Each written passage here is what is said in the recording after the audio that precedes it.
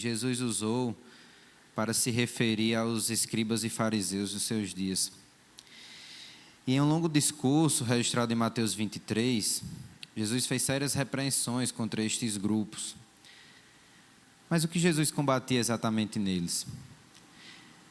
Jesus combatia a hipocrisia destes homens, que era marcada pelo fato de sempre aparentarem obras externas de misericórdia, de serviço a Deus e de uma moral muito elevada, de uma beleza externa, assim como uma lápide. Porém, por mais que julguemos uma lápide bonita, nenhum de nós gosta muito de estar perto de uma, certo? Porque todos nós sabemos o que é que tem dentro de uma lápide, um cadáver. E esse é o sentido de sepulcros caiados que Jesus fala para os escribas e fariseus. Homens externamente belos e irrepreensíveis, assim como uma lápide bem pintada, com cal, com muitos detalhes, mas que internamente estão mortos, como um sepulcro. Eram homens que, usando vestes de santidade, tinham dentro de si imundícia. E foi enquanto eu li esse texto de Mateus 23... que Deus me trouxe à mente outro texto para falar com os irmãos hoje, mas que trata de um assunto semelhante. E esse texto que nós vamos tratar hoje, e que eu queria pedir que os irmãos abrissem as suas Bíblias, está registrado na segunda carta de Paulo a Timóteo, no capítulo 3.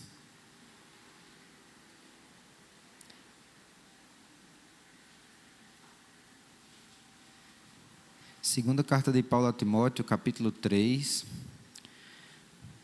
Nós vamos ler apenas a primeira parte do verso 5, que diz assim: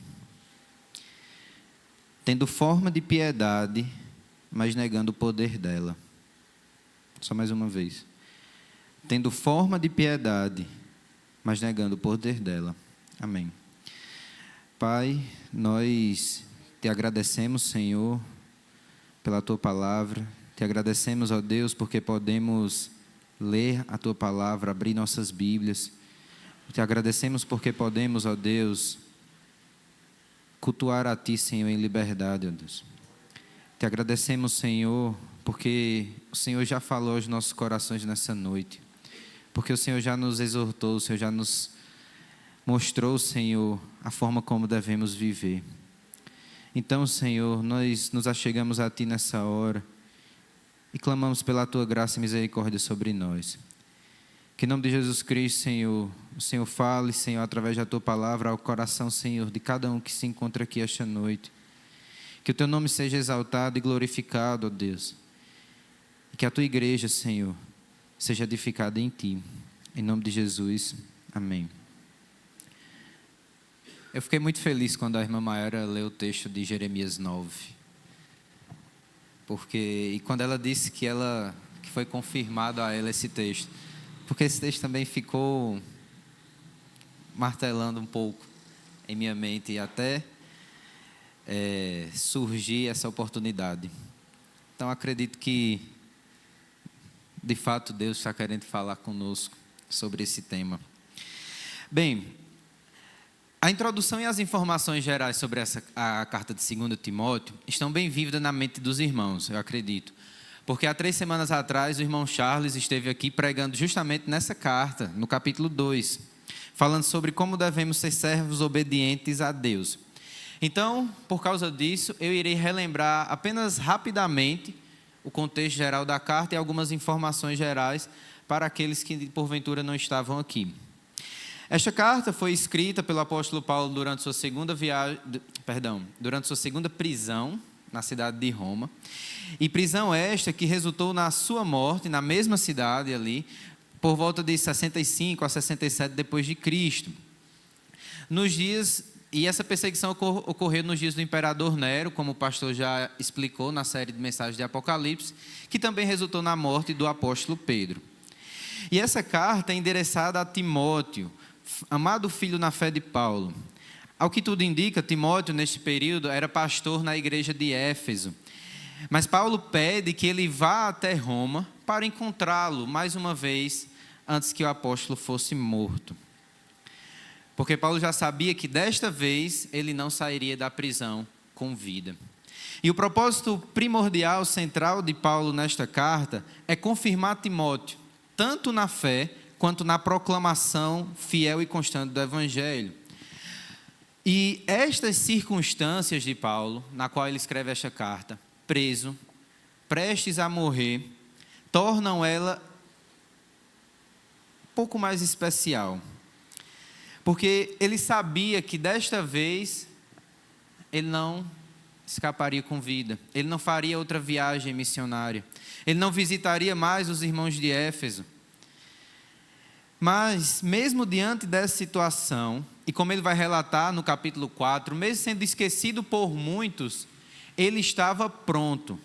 Ele estava firme para enfrentar o poder do Império Romano, para enfrentar Nero, para enfrentar a morte, se preciso fosse por causa do testemunho do Evangelho. Só que ao mesmo tempo, Paulo também sabia que a sua condição, à beira da morte, poderia enfraquecer a fé e a confiança de Timóteo. E o contexto da carta nos mostra que provavelmente isso já estava acontecendo. E por causa disso, Paulo então irá exortar Timóteo no capítulo 1 a permanecer fiel e firme, tanto na doutrina que ele havia aprendido do próprio Paulo, quanto no ofício que havia sido confiado a ele. E através do seu próprio exemplo, Paulo vai encorajar Timóteo a se gloriar nos sofrimentos por causa do Evangelho de Cristo. No capítulo 2, Paulo também irá lembrar Timóteo de que aqueles que seguem a Cristo têm uma árdua missão pela frente, como o irmão Charles pregou. E que para ser um bom soldado de Cristo, Timóteo precisaria se dedicar inteiramente ao reino de Deus e não se envolver com negócios dessa vida. Timóteo precisaria ser um obreiro aprovado, que não tem do que se envergonhar. E ainda no capítulo 2, Paulo vai fazer um breve sumário do seu evangelho. E ao fazer isso, ele vai convocar não apenas Timóteo, mas todos os cristãos a contemplarem a coroa que está reservada para eles no céu. Todavia, Paulo sabia que não poderia terminar sua carta sem que antes ele alertasse Timóteo sobre um grande perigo e sobre um grande mal que Timóteo certamente iria enfrentar. E é aqui que nós chegamos no capítulo 3, onde Paulo irá falar que os últimos dias não seriam marcados por momentos tranquilos. Os últimos dias não seriam marcados por momentos de paz para a igreja do Senhor.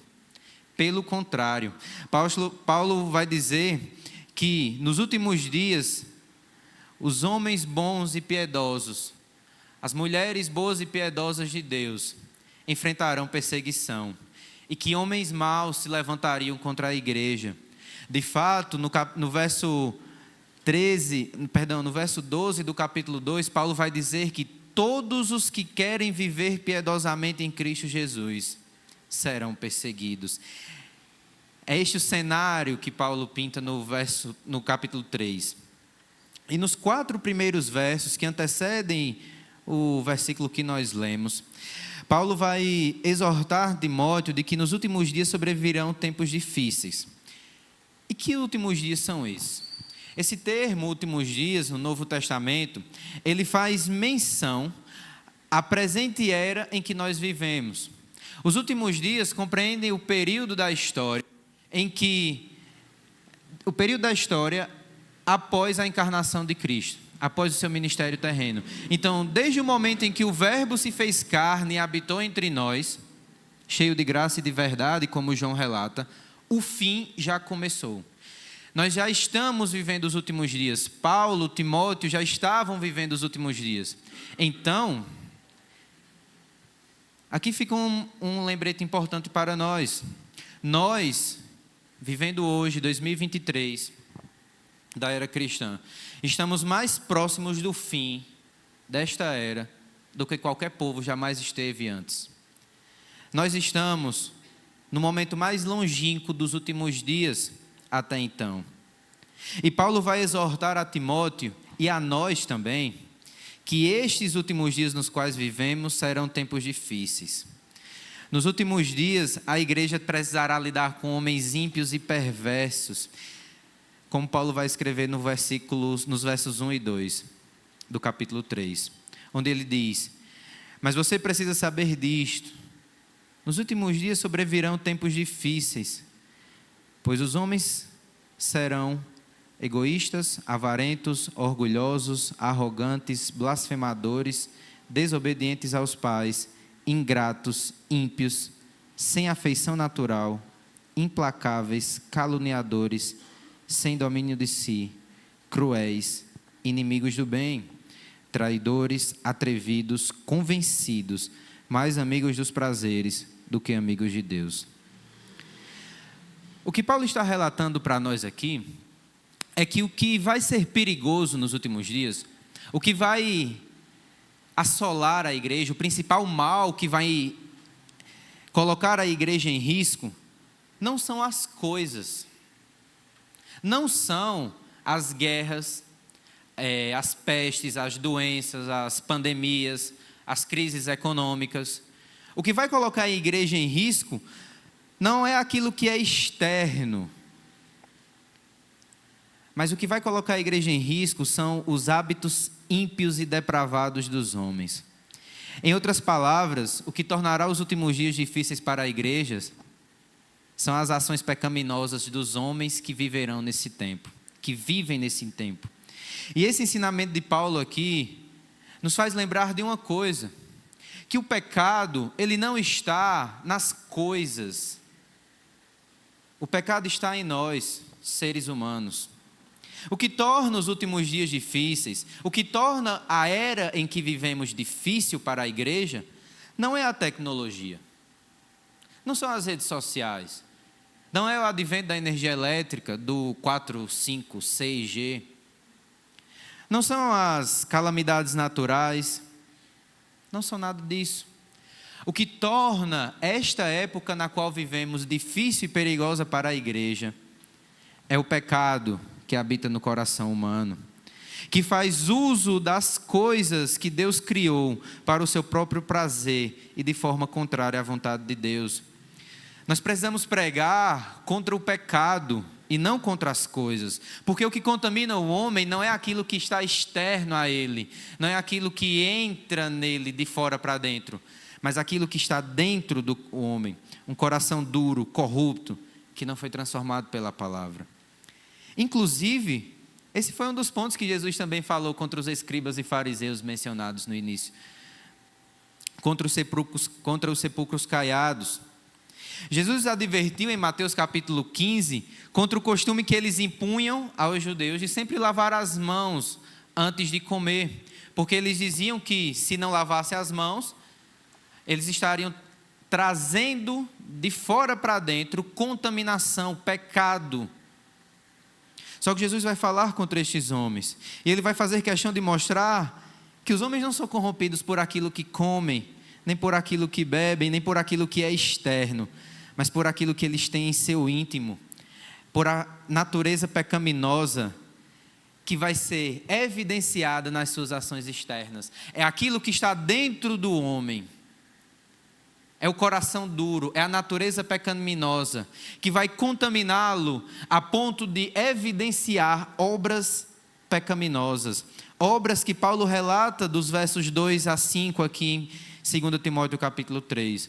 É do coração humano que procedem todos os pecados, todos os afetos perversos, todas as obras corruptas.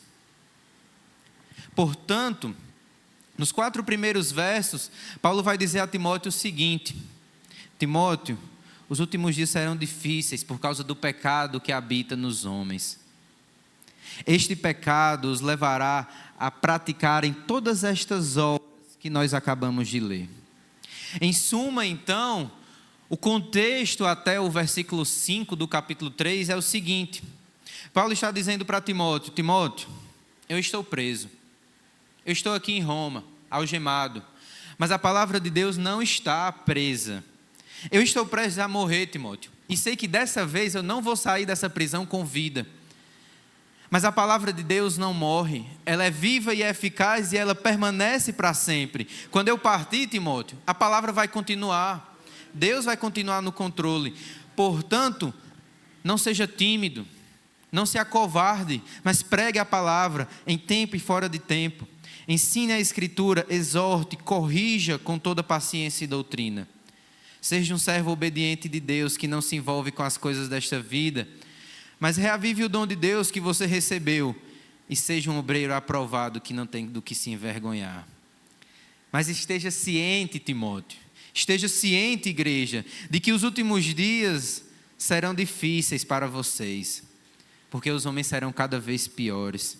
Eles serão egoístas, avarentos, orgulhosos, traidores, malignos, inimigos de Deus.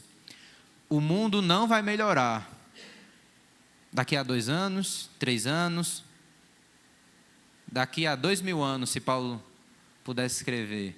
O mundo não vai melhorar, Timóteo. O mundo não vai melhorar, igreja. Não cultive esta esperança.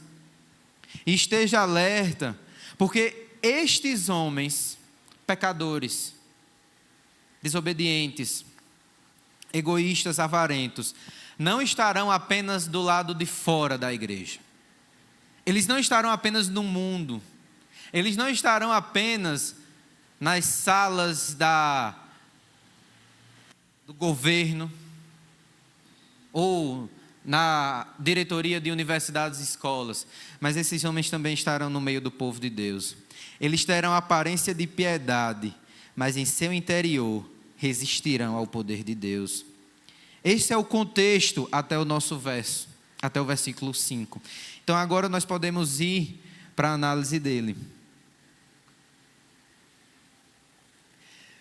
No verso 5, depois de citar todas essas características dos homens dos últimos dias, Paulo vai dizer que, como acabamos de ver, estes homens, eles estarão no meio da igreja. Eles terão forma de piedade, eles estarão infiltrados no meio do povo de Deus. Eles vão proferir verdades com sua boca, louvores. Vão professar serem da família de Deus, serão considerados membros da igreja. Mas nós podemos nos perguntar então, como é que homens egoístas, avarentos, orgulhosos, blasfemadores, desobedientes aos pais, ímpios, como é que eles ficam no meio da igreja? Como isso acontece? A resposta é simples. Eles têm forma de piedade. Em algumas traduções traz aparência. Mas o que isso significa? Significa que quando nós olhamos para estes homens, nós não vemos externamente, em público, estas coisas. Nós vemos uma aparência piedosa. Assim como o povo de Israel, quando olhava para os escribas e fariseus, eles viam homens piedosos, homens zelosos pela lei. Ter forma de piedade significa ser ou aparentar ser alguém piedoso. Significa aparentar andar em santidade. Mas percebam uma coisa, irmãos. Ter forma de piedade não é pecado. Ter forma de piedade não é pecado. Pelo contrário, todos nós, todos os filhos de Deus são chamados a serem piedosos. E ser piedoso não apenas internamente, mas a externar essa piedade. Porque a piedade, ela é, se nós pudéssemos resumir assim, devoção posta em prática. É devoção, é santidade, é intimidade com Deus posto em prática no dia a dia. E todos nós somos chamados a sermos piedosos. Tiago, quando ele escreve a sua carta, ele vai dizer que se alguém diz que tem fé, que crê em Deus, mas que com as suas obras não demonstra essa fé está morta. Essa fé não é genuína. Tiago vai dizer então, se alguém diz que crê em Deus, mas as suas ações não são condizentes com esta fé que essa pessoa professa, é falsa, é vã, é morta. João, em sua primeira carta, vai dizer que sabemos que temos conhecido o verdadeiro Pai, verdadeiramente o Pai, se guardamos os seus mandamentos. Aquele que professa que conhece a Deus, aquele que professa intimidade e devoção a Deus, precisa guardar os mandamentos de Deus. Porque se não o fizer, João vai dizer que ele é mentiroso e a verdade não está nele. Em outras palavras, nós devemos ter a forma de piedade.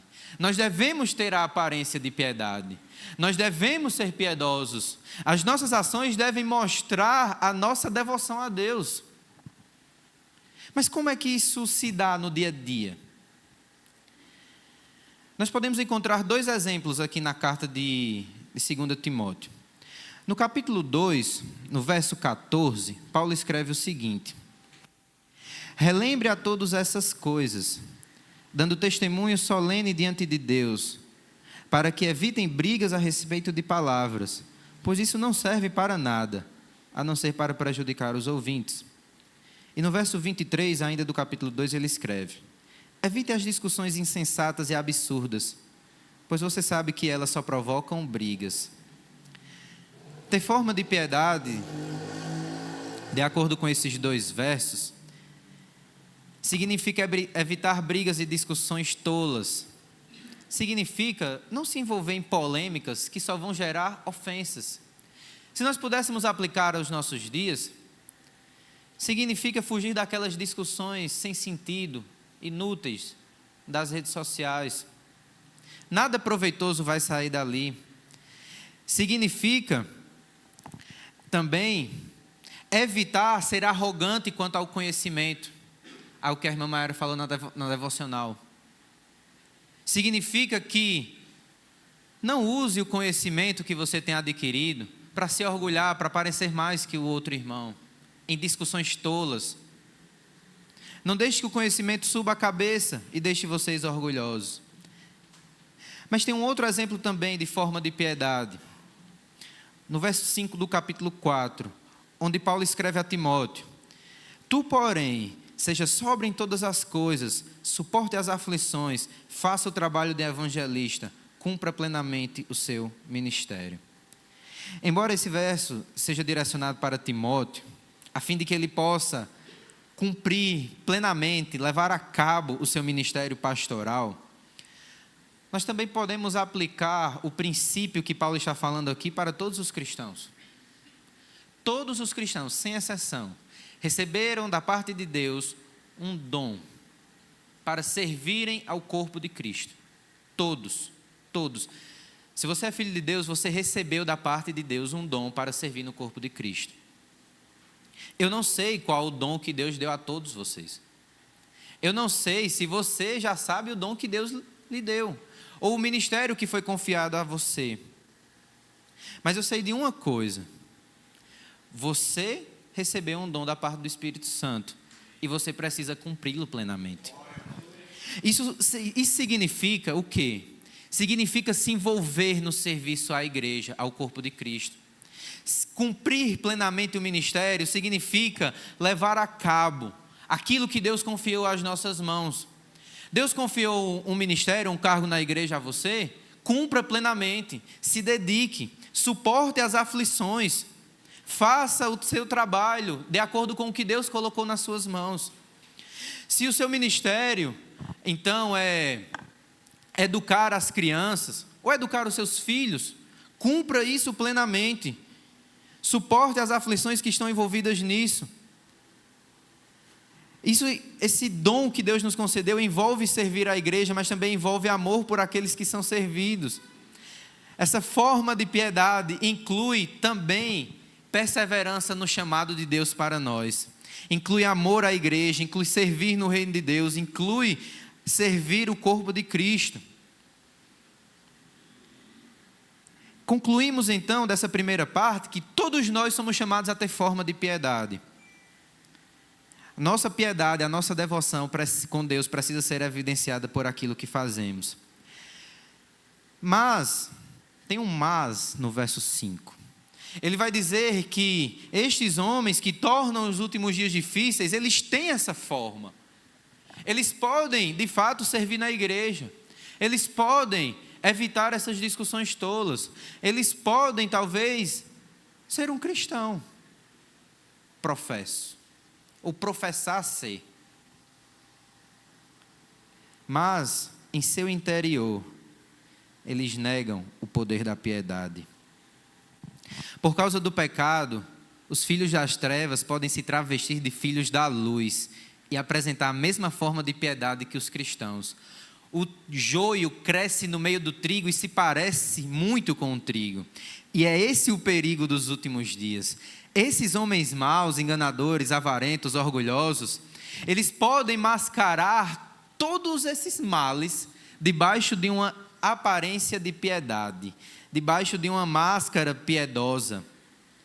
E é exatamente por causa disso que Timóteo e todos nós precisamos estar atentos para não sermos enganados. Não sermos enganados não somente por eles, mas também para não sermos enganados com relação a nós mesmos. Sabe por quê, meus irmãos? Porque nós podemos ser enganados pelo nosso próprio coração.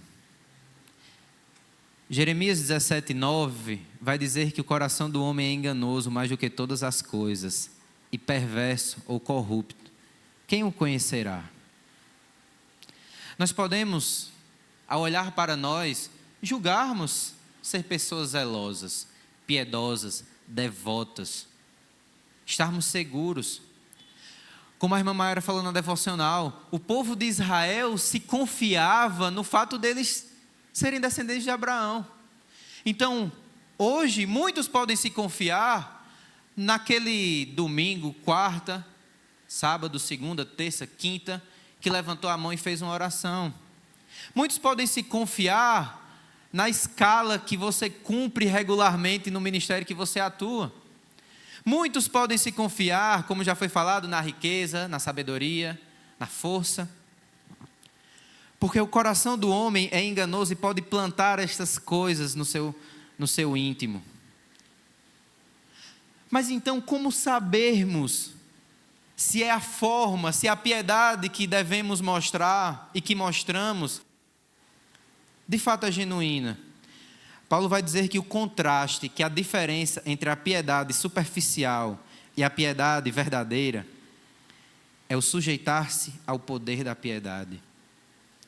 Em outras palavras, é sujeitar-se ao poder do Espírito Santo, que de acordo com os versos 6 a 10 do capítulo 1, Deus derramou esse poder sobre todos os seus filhos, a fim de vivificá-los e fortificá-los, para cumprirem todos os desígnios de Deus. E esse negar que Paulo fala aqui, ele foi usado por Paulo justamente para transmitir essa culpa, porque é o homem quem rejeita esse poder. E por que ele rejeita? Porque ele está aqui, dentro da igreja, semana após semana, escutando pregações, participando de estudo bíblico, participando de agrupe, mas ele rejeita, ele nega, ele deixa de lado, ele abandona a fé verdadeira. O que estes homens estão negando, segundo as palavras de Paulo, não é a Paulo, não é o ensino de Paulo. O que esses homens estão negando não é o ensino do pastor, dos presbíteros, não é a exortação dos líderes da igreja. O que esses homens estão negando é o poder de Deus. É a única coisa que pode transformar a sua natureza pecadora e livrá-los da corrupção que há dentro do seu ser. Eles estão, como Paulo vai escrever no verso 7, resistindo à verdade. Este é o perigo principal dos últimos dias. Os homens negarão o poder de Deus, mesmo estando no meio da adoração e da pregação da palavra. E sabe por quê? Nós podemos afirmar que eles estão no meio da pregação, no meio da adoração, por causa desse contexto que nós já analisamos, mas também por causa de uma vivência muito comum que todos nós podemos atestar. Aqui é o lugar mais fácil de ser piedoso. Dentro dessas quatro paredes, é muito fácil ser piedoso, é muito fácil ser crente. Aqui não vai custar nada levantar a voz e louvar o Senhor. Aqui não vai custar nada conversar e compartilhar a palavra de Deus. Não vai custar nada louvar a Deus, orar, se ajoelhar. Há 40 minutos nós estávamos louvando e orando ao Senhor. Aqui dentro é muito fácil servir a Deus, irmãos. Aqui dentro todo mundo é piedoso. Eu olho para todos vocês e vocês olham para mim e todos nós nos julgamos piedosos. Todos nós estamos aqui, ninguém está conversando, né, olhando no celular, está todo mundo aparentemente, externamente, atento. Isso também era verdade para os fariseus e para os escribas. Eles passavam a maior parte do tempo no templo. No templo, meus irmãos. A não ser que você seja um cambista, um mercador, é muito fácil aparecer piedoso. É muito fácil ter a forma de piedade. Mas se alguém deseja saber se tem tido a genuína forma de piedade, ela pode aplicar em si mesmo 3 testes. O primeiro teste é o teste do espelho. É se olhar no espelho. Ele consiste basicamente em avaliar a nossa conduta, as nossas ações, os nossos impulsos, as nossas motivações. Novamente, como a irmã Mayara falou na devocional, o que é que move a gente a estar aqui? O que é que nos move a servir a Deus? O teste do espelho vai nos dizer, diante da nossa avaliação, se temos sido cristãos apenas aqui dentro, ou se temos dado testemunho de cristão onde quer que andemos. É avaliar você mesmo, se você tem se submetido ao poder do Espírito. Mas esse teste do espelho, como eu já falei, ele pode dar um resultado enviesado. Porque nós sempre podemos, por causa do pecado que habita em nós, por causa do nosso orgulho, dar uma de Adão e colocar o culpado no outro. Ou então em outra circunstância. Ah, não, mas eu tenho essa atitude por causa daquilo. Eu estou errando nisso aqui, mas isso aqui eu estou errando porque fulano faz isso comigo. O nosso coração sempre vai colocar uma justificativa, porque ele é corrupto, porque a natureza pecaminosa ainda está em nós. Então, nós precisamos aplicar o segundo teste, é o teste domiciliar. As primeiras pessoas a enxergarem em nós uma forma de piedade, devem ser aqueles que dividem o teto conosco. Se você é pai ou mãe, seu cônjuge e seus filhos. Se você é filho, seus pais. Mais precisamente, eu gostaria de destacar o cônjuge. Pois é ele quem literalmente dorme e acorda do nosso lado. É ele que, além de Deus e de nós mesmos, sabe os trejeitos da gente. É ele, ou quando eu falo ele, cônjuge, certo? Quem sabe identificar quando a gente acorda naqueles dias de mau humor, sabe identificar até as razões porque a gente acordou daquele jeito. Que diz, você está assim por causa disso, disso e daquilo. Que diz para a gente, você está errado nisso aqui. Eu tenho aprendido isso nos últimos meses.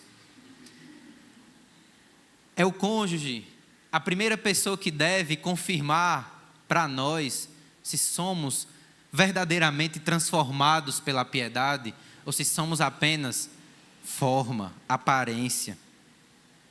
E inclua também nessa lista, se você é pai e mãe, seus filhos. Pergunte para eles o que é que eles acham, o que é que eles diriam se alguém lhe perguntasse algo a respeito de você. Se você é filho, pergunte para o seu pai, para a sua mãe, o que é que eles acham da sua conduta. Porque são eles que estão todos os dias, literalmente, conosco. Vendo o nosso acordar e o nosso deitar. Nós podemos ter uma forma de piedade aqui e também para os de fora. Mas para os de dentro é muito difícil. Tanto é que muitos dizem que estas pessoas que fingem por toda a vida algo que não são, para os de casa, eles são classificados até como sociopatas, que conseguem fingir muito bem. Mas tem um terceiro teste, é o teste comunitário. E nesse teste, o que precisa ser considerado é a visão daqueles mais próximos a você, mas que não moram com você. E aqui pode ser os seus familiares externos à sua casa, tios, primos, irmãos que já não moram mais com você. Mas podem também ser amigos de trabalho, podem ser aqueles irmãos da igreja com quem nós temos mais proximidade. Eu conheço um homem que até mesmo os parentes distantes da esposa dele testificam e têm ele como exemplo. Meus irmãos, uma coisa é nós sermos piedosos para alguém que nos conhece há 30 minutos, há 30 dias. Outra coisa é alguém olhar para nós e testificar sobre nós que somos exemplo e modelo, mesmo conhecendo a gente durante 30 anos. Quando eu vi isso, esse caso de uma pessoa distante que por sangue não é nem parente, é um parente distante da esposa dele, relatando isso, eu fiquei, de fato, este homem é um homem de Deus. Aplique esses três testes. Por quê? Porque não podemos nos enganar pelo fato de estarmos aqui na igreja, meramente, externamente. Nós precisamos analisar se de fato temos nos submetido ao poder do Espírito. Quem me conhece, desde quando eu cheguei na igreja, já sabe de algumas coisas, já sabe que por muito tempo eu não andei corretamente de acordo com a palavra. Cheguei aqui na igreja, acho que por volta de 9 ou 10 anos de idade, mas eu só vim me converter mesmo verdadeiramente quando eu tinha uns 18 anos. E aí, Deus me trouxe a falar disso, por quê? Porque durante todo esse tempo, eu estava aqui dentro. Eu estava como vocês. Vindo nos domingos, nas quartas, servia no louvor aqui infantil aqui de baixo por um tempo. Levantei a mão, fiz a oração diante de todo mundo, batizei. Participei da mostra bíblica, conferência de jovens, fui para congresso, retiro, essas coisas. Mas era só forma, aparência. Dentro, interiormente, quando saía dessas paredes, eu rejeitava a verdade. Eu era como esses homens, rejeitava o poder dela. Mas graças a Deus, e graças a Deus que Ele teve misericórdia e transformou, teve misericórdia e derramou da sua graça. E graças a Deus que esse poder foi derramado sobre minha vida. Irmãos, isso aqui mostra que nós não podemos nos confiar pelo fato de, como muitos dizem, eu nasci no Evangelho. Você é crente desde quando? Não, desde que eu nasci eu sou crente. Desde que eu nasci eu estou aqui na igreja. O pastor me conhece desde que ele viu minha mãe grávida de mim e me apresentou aqui. Então eu sou crente desde que eu nasci. Não existe isso de nascer no Evangelho, não, irmãos. Porque João vai escrever no capítulo 1 do seu Evangelho que aqueles que nasceram de Deus não nasceram por causa do sangue. Salvação, piedade não passa por sangue, de pai para filho. Eu sei que muitos pais e mães desejariam que isso acontecesse. Muitos, acredito que todos desejariam que isso acontecesse.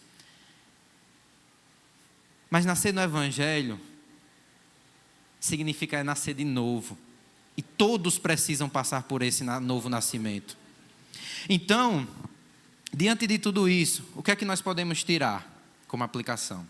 Precisamos fazer esses testes. Precisamos analisar na nossa vida se de fato temos nos sujeitado ao poder da piedade, ao poder do Espírito. Precisamos analisar se a forma que temos, ela está sendo exercida no poder do Espírito ou no poder do pecado, no poder da carne.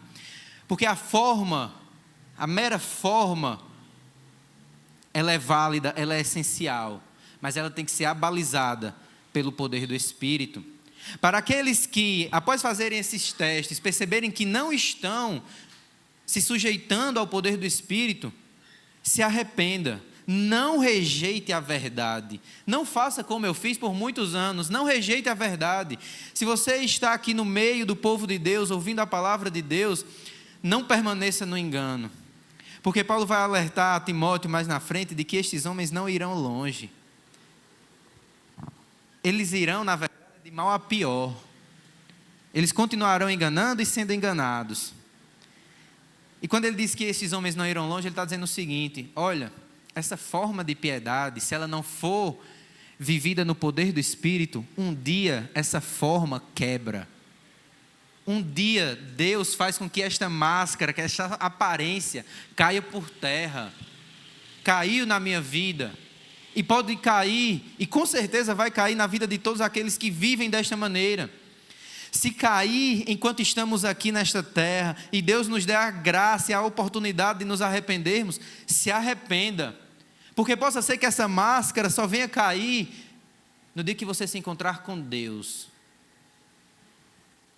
No dia que as suas obras forem testadas pelo fogo do Senhor. E nesse dia, meus irmãos, nós não vamos querer que essa máscara, isso não vai ser bom. Porque neste dia, segundo a Bíblia nos ensina, não vai ter mais a possibilidade de arrependimento. Neste dia, se isso acontecer somente naquele dia que nos encontrarmos diante do tribunal de Deus, nós iremos, essa pessoa irá desfrutar daquilo que Jesus diz: afastem-se de mim porque eu não vos conheço. Mas para aqueles que, após fazerem esses testes, perceberem que estão caminhando firmemente e andando piedosamente em Cristo Jesus, tenhamos diante de nós as palavras de Paulo: permaneça firme. Paulo vai dizer depois: fique longe deles, fuja desses sepulcros caiados. E fugir não significa, eu não vou falar não com quem não é assim não. Não, você fala, você prega contra o pecado, mas você não comunga, você não compartilha das coisas que ele faz, você não tem comunhão com ele. Fuja dos falsos piedosos, não tenha comunhão com eles. Pregue contra o pecado deles, mas não comungue de suas obras. E além disso, permaneça firme na doutrina de Deus, na leitura da palavra. Cuidado para não cair na tentação do orgulho. Cuidado para não pensar que está alto demais e que nada pode lhe abalar e por causa disso cair no orgulho. E se prepare, porque Paulo diz: todos os que querem viver piedosamente em Cristo Jesus passarão por perseguição. Mas tenham bom ânimo, porque alguns versículos depois, no versículo 8 do capítulo 4, ele vai dizer que para estes que vivem verdadeiramente a piedade de Deus, para eles, a coroa da justiça já está guardada nos céus. Que Deus abençoe a todos nós e que tenhamos não apenas a forma, mas também o poder da piedade. Amém. Agradeço.